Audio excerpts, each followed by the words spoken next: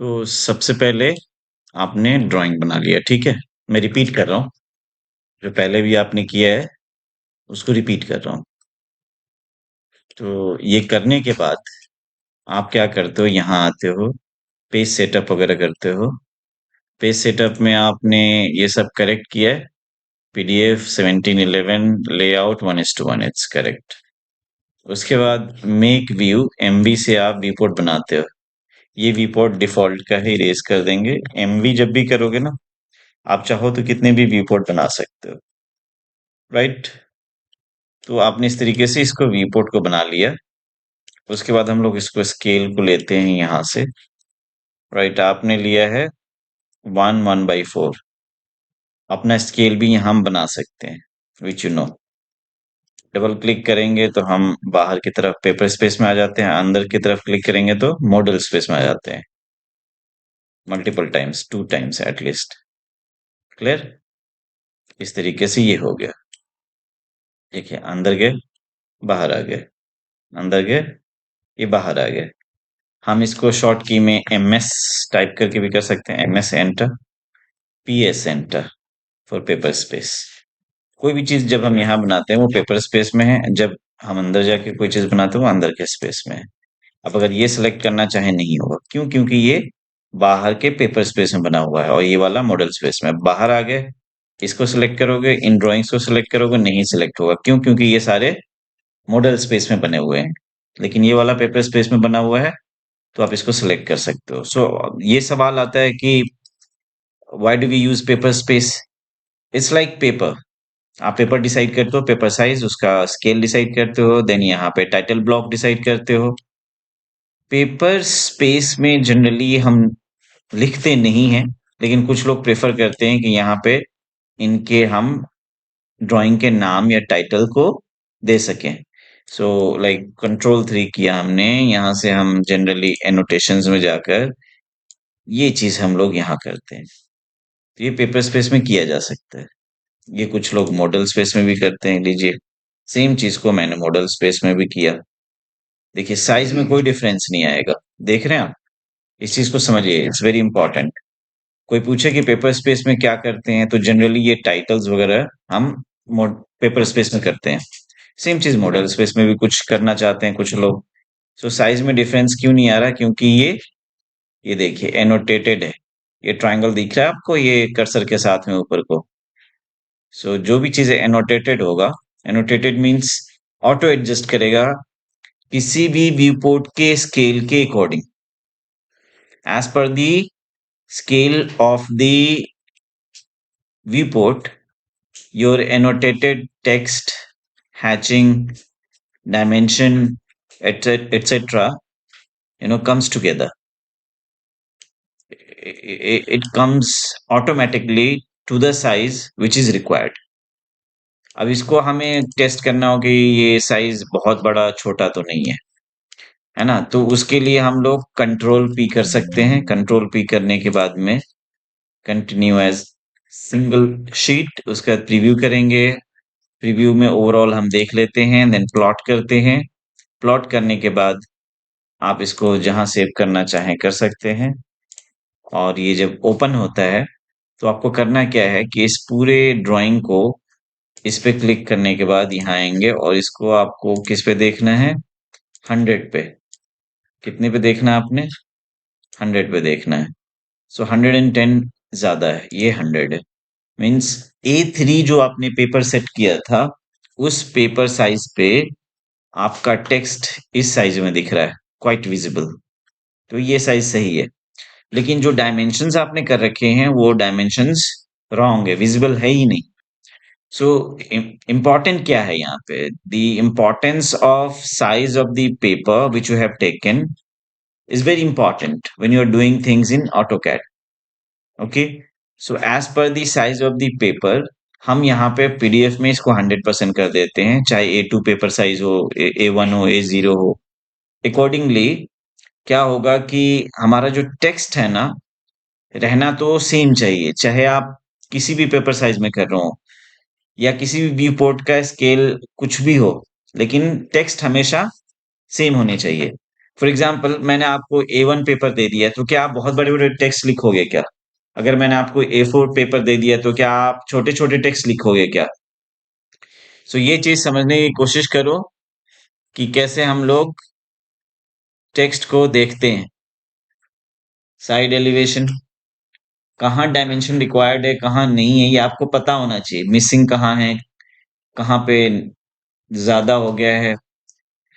चलिए अब हम यहाँ देखते हैं। सो टेक्स्ट हमेशा, चाहे एक ही पेपर में स्केल अलग अलग हो, तो भी हमें क्या करना है, टेक्स्ट का साइज सेम रखना है। राइट। टेक्स्ट का साइज सेम रखने के लिए हमें annotated text, annotated dimensions use करना है। सो एनोटेटेड डायमेंशन यूज करने के लिए आप इसको मॉडल स्पेस में अपने कर्सर को लेकर जाओ, और यहाँ देखो क्या है, 1/4 इंच इक्वल टू 1 फुट। आप या तो यहाँ पे जाओ और डायमेंशन दो। अब ये जो डायमेंशन है, ये चेक करना होगा कि ये एनोटेटिव है या नहीं। ये एनोटेटेड है, ये कर्सर के ऊपर में जो ट्रायंगुलर सिंबल है उससे पता लगता है। लेकिन अब कोई पूछे कि क्या इसकी सेटिंग रिक्वायर्ड नहीं है डायमेंशन की? यस रिक्वायर्ड है। डी एंटर करेंगे, डी एंटर करने के बाद देखिए एनोटेटिव है, ये करंट है। मॉडिफाई पे जाएंगे। यहाँ दो तीन चीज इंपॉर्टेंट है। सबसे पहले तो हमारा ये यूनिट, जिस यूनिट में आपने काम किया है उसी यूनिट को यहाँ सेलेक्ट करेंगे, फिट पे जाएंगे, फिट पे एनोटेटिव कर लेंगे। एनोटेटिव मीन्स अब आपने एनोटेटिव ऑप्शन को एक्टिवेट कर लिया है। टेक्स्ट पे जाने के बाद दिस इज इंपॉर्टेंट, यहाँ पे क्या होना चाहिए? तो generally to start with we can have 1/8। Same चीज यहाँ पे करेंगे हम लोग, सिंबल एंड एरोज में 1/8। अब इसको हम कर देंगे बंद। अब देखिए ये वाला जो अब साइज है ना, क्वाइट विजिबल होगा ये देखिए इसको मैच किया मैंने, और अब इसका पीडीएफ निकालोगे तो आपको कैसा दिखेगा, एग्जैक्टली व्हाट इज रिक्वायर्ड। इसको दिखाने के लिए मैं यहाँ पे आता हूँ, एंड देन पेपर स्पेस में आकर अगेन मैं क्या निकालूंगा, इसका पीडीएफ। इसके लिए मैं यहाँ जाऊंगा, प्रीव्यू करूंगा, सब कुछ ठीक दिख रहा है मुझे, प्लॉट करूंगा और इसको मैं यहाँ सेव कर दूंगा। सेव करने के बाद अब इस चीज को देखने के लिए मैंने क्या किया कि यहाँ गया, यहाँ पे जाने के बाद इसको 100 पे किया, तो देखिए ये भी एप्रोप्रिएट है, एरो हेड भी एप्रोप्रिएट है, टेक्स्ट एप्रोप्रिएट है, डायमेंशन टेक्स्ट। ये जो टाइटल टेक्स्ट है ये ज्यादा बड़ा होना चाहिए। क्यों? क्योंकि it's talking about particular plan elevations. So ये ना सबसे ज्यादा विजिबल हो पूरे पेपर पे, so that we could understand whether it is side elevation, front elevation और टॉप व्यू। सो सिंपली आपको करना क्या होता है, इसके अंदर नाम लिखना होता है। अब आपको जैसा कि पहले से पता है कि ये जो चीज है ना, इस पे डबल क्लिक करते हैं तो हमें ऑप्शन देता है क्या करने का, इसमें फिल करने का। तो हम इसको क्या लिखेंगे, इस पे हम लिखेंगे प्लान। राइट, प्लान लिख देंगे और स्केल जो हमारा होगा वो लिखेंगे। फॉर एग्जाम्पल स्केल क्या है, 1/4 इंचेस इज इक्वल टू 1 फुट-0 इंचेस। आपने स्केल लिख दिया। उसके बाद इसको हम एडजस्ट कर लेते हैं ऐसे। इस तरीके से हमने क्या कर दिया, क्या लिखा हमने, इस ड्राइंग का, इस पर्टिकुलर प्लान का नाम लिख दिया और स्केल भी लिख दिया। क्लियर है? तो अब आपको ये समझाना इंपॉर्टेंट है कि कई बारी डायमेंशन जो हम करते हैं ना, तो हमें समझ नहीं आता कि डायमेंशन क्या है करेक्ट मेथड करने का। ये देखिए मैंने किया, कुछ लोग यहाँ ले आकर के डायमेंशन दे देंगे, तो ये इतना ज्यादा लंबा एक्सटेंशन सही नहीं है। एक्सटेंशंस को कैसे हम करेक्ट करें, उसके लिए आपको क्या करना होगा, पहले आप क्लिक करोगे जितना पोर्शन रिक्वायर्ड है, आप इस कर्सर को मूव करो और जब देखो कि दोनों तरफ, डायमेंशन लाइन के दोनों तरफ एक्सटेंशन लाइन इक्वल हो जाए तो स्टॉप कर दो। अब इस चीज को एडजस्ट करने के लिए इसको कहते हैं बेस पॉइंट। बेस पॉइंट से एक्सटेंशन लाइन कितना दूर है, और एक्सटेंशन लाइन से ये डायमेंशन लाइन से ये वाला पोर्शन जो हाफ एक्सटेंशन है ये कितना दूर है, इसको एडजस्ट करना सीखना होता है आप। कौन सा? बेस पॉइंट से ये एक्सटेंशन लाइन कितनी दूरी के गैप से स्टार्ट हो, और इस डायमेंशन लाइन से ये एक्सटेंशन लाइन का हाफ पोर्शन इधर वाला कितना आगे हो, ये चीज एडजस्ट करते हैं। डायमेंशन स्टाइल में डी एंटर करने के बाद जाएंगे, मॉडिफाई पे जाएंगे, उसके बाद हम यहाँ आएंगे, यहाँ पे एक्सटेंशन लाइन से ये दोनों जो है एडजस्ट करते हैं किस चीज को, ये बेस लाइन स्पेसिंग को। देखिए मैं अभी ऑफसेट फ्रॉम द ओरिजिन को टच करता हूँ, ये देखिए क्या हो रहा है, दूरी बढ़ती जा रही है। जितनी दूरी बढ़ाओगे उतनी दूरी के बाद एक्सटेंशन लाइन शो करेगा। जब इसको टच करता हूं मैं, extend beyond dimension line, then देखिए ये क्या हो रहा है, बाहर की तरफ, आगे की तरफ जा रहा है। ये देखिए चेंजेस आए इसमें। अब जैसे पहले के जस्मिन के अकॉर्डिंग मैंने ये डायमेंशन दिया, तो ये रॉन्ग डायमेंशन है, अब रॉन्ग हो गया क्योंकि अभी मैंने चेंज किया था, तो इसको मुझे इरेज करना होगा। फर्स्ट टाइम में आपको ये एडजस्ट करने के बाद ही स्टार्ट करना अपना काम। ये देखिए अभी यहाँ पे रखूं तो भी रॉन्ग है, रॉन्ग है, रॉन्ग है, अब ये सही आया। अब इसमें प्रॉब्लम क्या है कि मैं चाहता हूं इधर में ना कम स्पेस दिखाए, मतलब ये लाइन का जो एक्सटेंशन है वो कम दिखाए, इधर में भी उतना ही दिखाई लेकिन ज्यादा दिखा रहा है। क्यों ऐसा हो रहा है? क्योंकि मैंने इसमें जो एडजस्टमेंट करी थी वो एक हद तक रॉन्ग है, तो इसको हमें डाउन करना होगा। डाउन कीजिए जितना डाउन हो सके, क्योंकि देखिए अब देखिए ये करेक्ट हो गया। ये ज्यादा एक्सटेंडेड ना अच्छा नहीं लगेगा। सो ओवरऑल लेजिबिलिटी, प्रेजेंटेशन आपकी ड्राइंग की भी मैटर करती है, बिना प्रेजेंटेशन के ड्राइंग अच्छी नहीं हो सकती। अब इस पहलू पे बात कर लेते हैं कि ये जो आपने फर्नीचर बनाया, सोफा बनाया, डबल सीटर है, इस डबल सीटर सोफे में सबसे पहले क्या बनाया आपने? प्लान बनाया, फ्रंट एलिवेशन बनाया, या आपने कुछ और बनाया, लाइक साइड व्यू?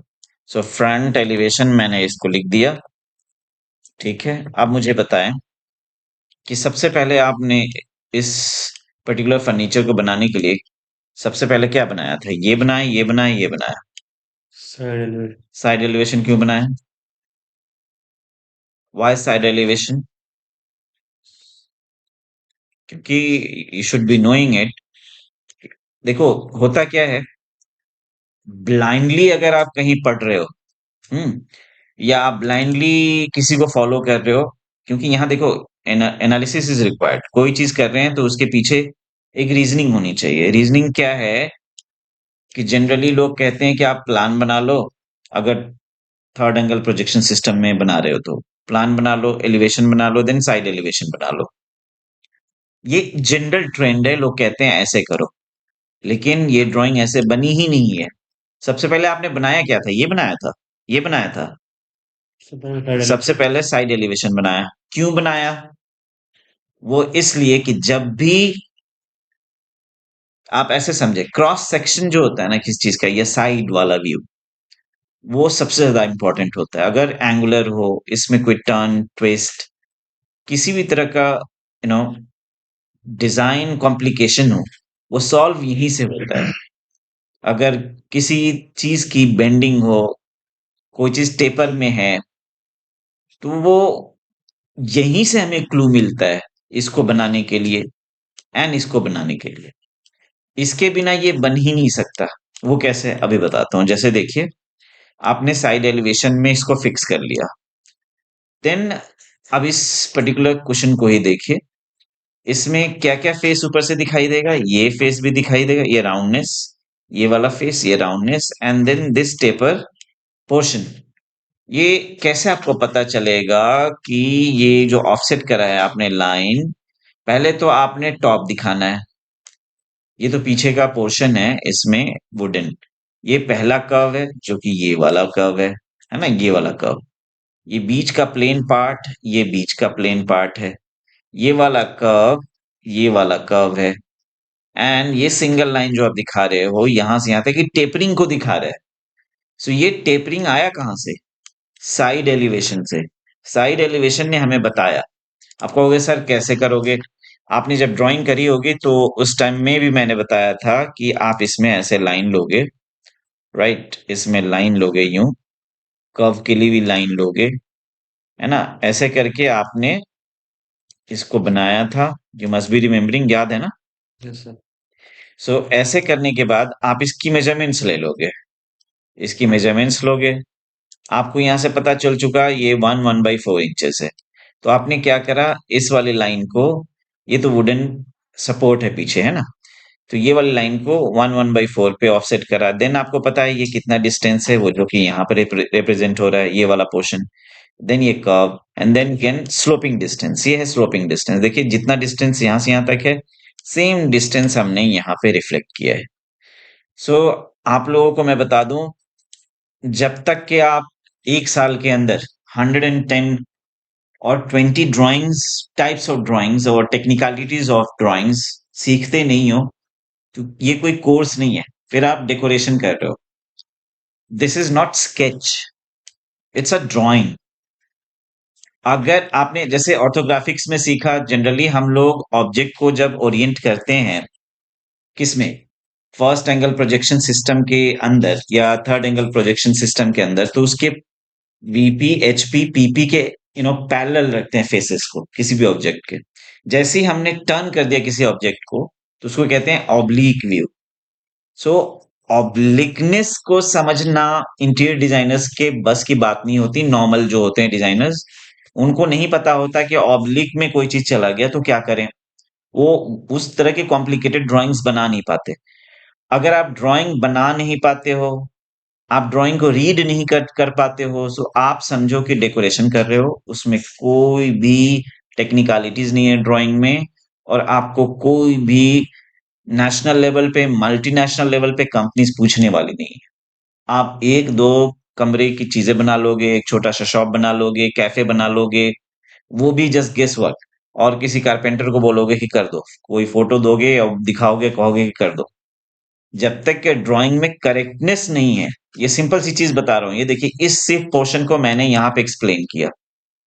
सो लाइकवाइज मैं सारे पॉइंट्स को टच नहीं कर रहा हूं इस वीडियो में, just to make you understand that drawings are drawings. You should be learning it. If you're not learning it, then your course is useless, whether you're doing from anywhere in the world. Hope you have understood. Anything you have to ask in this particular drawing?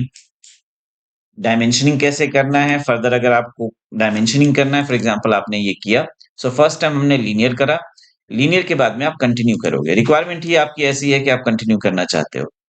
So last time जो भी आप करते हो ना, last आपका वो होता है, मॉडल स्पेस में जाएंगे एंड देन इसको सिलेक्ट करके हटा देंगे। अगर आपने इस कमांड के बाद कोई और कमांड यूज किया है तो नहीं काम करता है कंटिन्यू, राइट? कंटिन्यू तभी काम करेगा जब लास्ट कमांड ये रहा होगा। अब आप कंटिन्यू करके कहां तक देना चाहते हो? कई लोग ये नहीं समझते डायमेंशन कब किसका कहां देना है। You are free to move around. Generally it is recommended to put dimension the bottom end on the right side. अगर आपकी ये पूर्ति नहीं कर पा रहा है, मतलब सारे डायमेंशन शो नहीं कर पा रहा है, तो आप यहाँ भी डायमेंशन दे सकते हैं, यहाँ भी डायमेंशन दे सकते हैं। मीन्स चारों तरफ दे सकते हैं, लेकिन इंपॉर्टेंट डायमेंशन देना मस्ट है। अब सबसे बड़ी बात ये होती है कि ऐसे कॉम्प्लिकेटेड ड्राइंग्स में, हालांकि इतना ज्यादा कॉम्प्लिकेटेड नहीं है, आपको इंपॉर्टेंस समझनी है कि जब इसको मैन्युफैक्चर करने जाओगे आप फैक्ट्री में, तो उस टाइम में क्या होगा कि सबसे ज्यादा इंपॉर्टेंट बात ये होगी कि कोई पूछेगा कि आर्मरेस्ट की हाइट ग्राउंड से कितनी है, सीट की हाइट कितनी है। ये जो क्वेश्चन है, इसके खुद का डायमेंशन या हाइट कितना है, थिकनेस। उसके बाद ये जहां पे रखा जाएगा, उससे लेके ग्राउंड तक की हाइट कितनी है। सो ये क्वेश्चन खुद से करना है कि क्या वो इंपॉर्टेंट डायमेंशंस हैं जिसके बिना ये बनाना मुश्किल है। सबसे पहले उसको कैटर करेंगे, देन माइनर डायमेंशंस को भी देखेंगे। जैसे फॉर एग्जांपल ये कर्व, अब आप मान लो कि आपने यहां से लेकर यहां तक के डायमेंशंस दे दिए, लेकिन ये नहीं पता है कि कर्व कितना लेना है, कहां से कहां तक लेना है। सो उनके डायमेंशंस भी मस्ट होते हैं। अब जैसे कि कई बार क्या होता है कि ये जो डायमेंशन लिया आपने, ये स्ट्रेट लाइन है, वर्टिकल यहाँ पे है, टेपर लाइन। तो अब डायमेंशंस क्या हमेशा वर्टिकली हॉरिजॉन्टली लिया जाता है? नहीं। आप अलाइन डायमेंशन भी लोगे, जहां कहीं भी रिक्वायर्ड है तो अलाइन डायमेंशन भी लोगे। फॉर एग्जाम्पल इसकी थिकनेस कितनी है, यहाँ पे ये क्लिक करने के बाद परपेंडिकुलर लोगे तभी बताएगा। तो परपेंडिकुलर लेने के लिए अलाइन पे जाएंगे, यहाँ क्लिक करेंगे और यहाँ पे परपेंडिकुलर आने के बाद क्लिक करेंगे। देखिए ये दे रहा है इतना। अगर मैं इसको वर्टिकल कर दूं तो आप देखेंगे कि डायमेंशन में डिफरेंस आ जाएगा। आप ये लेने में भी प्रॉब्लम क्रिएट करता है, ये देखिए। सो ये वाला डायमेंशन रॉन्ग है, ये वाला करेक्ट डायमेंशन है। सो डायमेंशनैलिटी को समझना इंपॉर्टेंट है। ये चीज कैसे समझेंगे? आपको कहीं सोचते हैं कि आपको किताबों में मिल जाएगा, यूट्यूब पे सर्च कर लेंगे, इंटरनेट पे सर्च कर लेंगे, then you are somewhere going in right wrong direction. आपको ये समझ नहीं है कि डिजाइन, इस तरह के डिजाइन को करने के लिए गाइड रिक्वायर्ड है। वो गाइड आपको सही सलाह या सजेशन ना दे पाए तो अगेन आप डिजाइन नहीं सीख रहे हैं। आप, आपका पूरा का पूरा टाइम, मनी, एफर्ट सब कहाँ जा रहा है? Down the drain. तो डायमेंशन से लेकर, लाइन की क्वालिटी से लेकर, quality of hatch, overall presentation, making of the title block, everything has to be in such a way. Even see, यहाँ पे हमने हैचिंग करा है। क्यों करा? क्योंकि हमने राउंडनेस दिखानी थी। इस राउंडनेस को दिखाने के लिए कई टूल्स हो सकते हैं। हम लाइन से भी दिखा सकते थे, आइडियली लाइन से ही दिखाना चाहिए। कई बार लोगों को पता नहीं होता कि यहाँ पे ये जो कर्व है, ये कर्व कई लोग दिखाते ही नहीं है, लेकिन कहीं कहीं रिक्वायर्ड है। फॉर एग्जाम्पल यहाँ पे बहुत ही कंफ्यूजिंग है ये, इतने सारे लाइन। आप डिजाइन स्कूल्स में जाएंगे, लोगों से पूछोगे पूछेंगे कि भी मुझे ना यहाँ पे बैकरेस्ट बनाना है, तो क्या करें? वो कहेंगे एक लाइन इधर खींचो, एक लाइन इधर खींचो, हो गया। नो। आपके फर्नीचर के ओरिएंटेशन के हिसाब से, अगर कोई चीज ऑब्लिक में जा रही है, बेंड में है, टेपर में है, तो वो टेपरनेस यहाँ दिखाना होगा। ये कोई हंसी मजाक तो है नहीं, या स्केचिंग तो है नहीं, कुछ भी कर दिया, पेंटिंग की क्लास नहीं है। यहाँ पे जो एलिमेंट जिस तरीके से ऑर्थोग्राफिक प्रोजेक्शन में आ रही है उसको दिखाना ही होगा, नहीं तो ड्राइंग नहीं मानी जाएगी। सो इन टेक्निकलिटीज को समझना बहुत बहुत ज्यादा इंपॉर्टेंट है। सो आप, आज आपने ये वाली ड्राइंग करी, कभी एंगुलर कराऊंगा, कभी इतनी वैरायटी कराऊंगा ताकि आप सेट ऑफ ड्राइंग, कौन सा ड्राइंग किस तरीके से बनाया जाए, किस तरीके से अप्रोच किया जाए, उसके not only the presentation part, even dimensionality is so important. ज्यादातर बच्चे कहते हैं सर मैं किस चीज का डायमेंशन दूं, किस चीज का ना दूं। तो आपको प्रायोरिटाइज करना होगा कि ये वाली चीज, ये सेट ऑफ ड्राइंग्स बहुत ज्यादा इंपॉर्टेंट है, उसके बाद सेकेंडरी, टर्शरी। अगर आपको लगता है कि डायमेंशंस फिर भी फुलफिल नहीं हो रहा है तो इसको आप कॉपी करो, एंड अगेन डायमेंशन दो, सेकेंड सेट ऑफ डायमेंशन दूसरे वाले में दो। तब तक के इसमें डायमेंशन देते रहो जब तक कि सारी की सारी चीजें क्लियर ना हो। फॉर एग्जाम्पल ये कर्व, आपको लगता है कि बिना इसके डायमेंशन दिए हुए करेक्ट तरीके से कोई बना पाएगा? नहीं बना पाएगा। ज्यादातर लोगों को पूछोगे कैसे डायमेंशन होगा, तो ऐसे कर देंगे और ऐसे कर देंगे, कहेंगे हो गया। नो। आप, आपको मैं ये छोटे छोटे एग्जांपल्स इसलिए दे रहा हूं ताकि आप समझें कि ड्राइंग को हल्के में ना लें।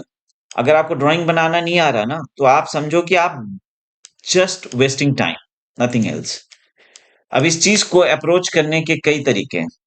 एक तो डायमेंशन ऐसे करके लेंगे, ऐसे यहां पे लेंगे, एंड देन एक नीचे की तरफ लेंगे। इसकी भी डिटेलिंग रिक्वायर्ड है। इस लेवल तक की अगर डिटेलिंग नहीं करोगे आप, कहीं ना कहीं you are missing the plot. अब ये देखिए, कोई कहेगा सर आप कैसे डिसाइड करोगे कि कहां से कहां तक? तो लो जी, पहले मैं यहां से यहां तक स्ट्रेट वाला पोर्शन लूंगा, ठीक है। देन इस वाले पोर्शन को शो करने के लिए मैं कहाँ चला जाऊंगा? ये एनोटेट पे हमारे पास में, यहाँ पे रेडियस है, शो कर रहा है, उसने सेंटर भी देख लिया, राइट।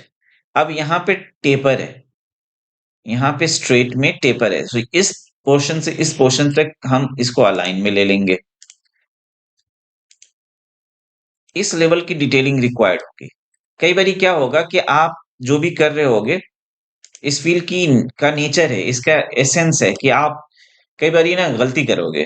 देन आप इम्प्रोवाइज करोगे। कैसे इम्प्रोवाइज करोगे? सोचोगे कि अगर मैंने यहाँ पे रेडियस नहीं लिया होता, कर्वेचर कैसे आता। देन अगर यहाँ की मैं बात कर रहा हूँ, अभी मैं फर्स्ट टाइम थिंकिंग कर रहा हूँ, तो मुझे लग रहा है कि स्ट्रेट लाइन दे दूंगा अलाइन में तो चलेगा। कुछ लोग ऑब्जेक्शन कर सकते हैं कि नहीं, इसको तो आप चाहो तो यहाँ से लेकर यहाँ तक के ले लो, यहाँ से यहाँ तक ऐसे डायमेंशन ले लो, एंड देन नीचे की तरफ डायमेंशन लो। ये सारी चीजें रिकमेंड कौन करता है? डायमेंशन लेने के तरीके कौन बताता है आपको? ये कोई आपके सर नहीं बताते, मैडम नहीं बताती। ये ब्यूरो ऑफ इंडियन स्टैंडर्ड ने सेट ऑफ मेथड्स बना रखे हैं कि किस सिचुएशन में किस तरीके से डायमेंशन करेंगे, किस ज्योमेट्री की डायमेंशनिंग कैसे होनी चाहिए। ये चीज कौन बताता है? Bureau of Indian standard. तो अगेन यहाँ पे इसका रेडियस ले लेंगे हम। अब यहाँ पे इस चीज का रेडियस नहीं ले रहा। क्यों नहीं ले रहा? क्योंकि इस पूरे लाइन का, ये लाइन ना शेप अपना चेंज कर आगे जाकर, यहां से यहां तक तो कर्व है, इसका सेंटर हो सकता है, लेकिन ऐसी लाइन जो ऐसे चली है एंड देन यहाँ टर्न करके ये ऊपर की तरफ, इसका एक पर्टिकुलर पॉइंट हो ही नहीं सकता। क्योंकि एक पर्टिकुलर पॉइंट होने के लिए एक सेंटर होना और एक ऐसे आर्क, इस तरह के शेप में ही सेंटर हो सकता है। यहाँ पे जस्ट अ मिनट, यहाँ पे ये देखिए कि देख रहे हैं लाइन के नेचर को, समझ रहे हैं? ये ऐसे गया ऊपर की तरफ लिफ्ट हो रहा है, आप महसूस कर पा रहे हैं ऊपर की तरफ लिफ्ट हुआ है ये। तो इसका एक सेंटर आप फाइंड नहीं कर सकते। या तो आप इसको ब्रेक करके बनाओगे, है ना। ये डायमेंशंस करना ऐसे भी करोगे और ऐसे भी करोगे हॉरिजॉन्टली। इससे भी हो सकता है कि ये सॉल्व ना हो। हाँ जी, इससे भी हो सकता है कि सॉल्व ना हो। तो आप क्या करोगे कि इसको ग्रिड में फिट करके बनाओगे। ग्रिड मीन्स यहाँ पे लाइन खींचोगे, just wait for 2-3 minutes, that's it, I am gonna end it. ऐसे करके आप ग्रिड बनाते हो, ऐसे करके आप बहुत सारे ग्रिड बनाओगे एग्जैक्टली सेम उस पे, डिस्टेंस पे। एंड देन इसमें क्या करोगे कि इसको फिट करोगे। फिट करने के बाद ये कहीं ना कहीं इंटरसेक्शन करेगा, इंटरसेक्ट करेगा चीजों को, है ना। इंटरसेक्ट करेगा तो उससे भी पता लग जाता है कि ये जो हमारा कर्व है कैसे बिहेव कर रहा है। मैंने just for the sake of making you understand मैंने फास्ट करा है, हमारा ग्रिड परफेक्ट नहीं है, मैं पहले ही बता दे रहा हूँ। नहीं तो आप कहोगे सर ये कैसे, क्या कर रहे हैं आप। ये देखिए इंटरसेक्शंस कर रहा है, इनके नाम होंगे 1 2 3 4 5, इसका नाम होगा ABCD। एंड देन हमें पता चलेगा कि ये कहाँ पे इंटरसेक्ट कर रहा है। इस ग्रिड के हेल्प से भी बहुत ही प्रेसाइज हम किसी भी कर्वीलिनियर ज्योमेट्री का डायमेंशंस कर सकते हैं। पहले भी मैंने एक बार डिस्कस किया था कि ज़हा हदीद के आर्किटेक्चर, जो कर्वीलिनियर आर्किटेक्चर है, बनाना भी बहुत मुश्किल है, उसको सुपरवाइज करना, उसको एग्जीक्यूट करना, सारी चीजें मुश्किल है। सो ड्राइंग के इंपॉर्टेंस को समझिए। ड्राइंग में एक एक चीज को आपको क्लैरिटी के साथ देना आना चाहिए। जब देना आता है तो मीन्स आपको ड्राइंग बनाना आता है, जब आपको ड्राइंग बनाना आता है मीन्स आपको पढ़ना भी आता है। जाहिर सी बात है, आप किसी चीज को इसलिए ज्वाइन करते हो ताकि उसको कर सको, उसको बना सको, उसको पढ़ सको, राइट। आप बुक लेते हो, बुक को क्या करते हो? पढ़ते हो, और नोटबुक में लिखते हो। लिखना और पढ़ना दोनों आने के बाद ही आप कंप्लीट हो ना। अदरवाइज आपको कोई एप्लीकेशन लिखना नहीं आता, या किसी ने आपको एप्लीकेशन दिया, कुछ दिया, पढ़ना नहीं आता। So it doesn't make any sense. Hope you have understood. Thank you very much.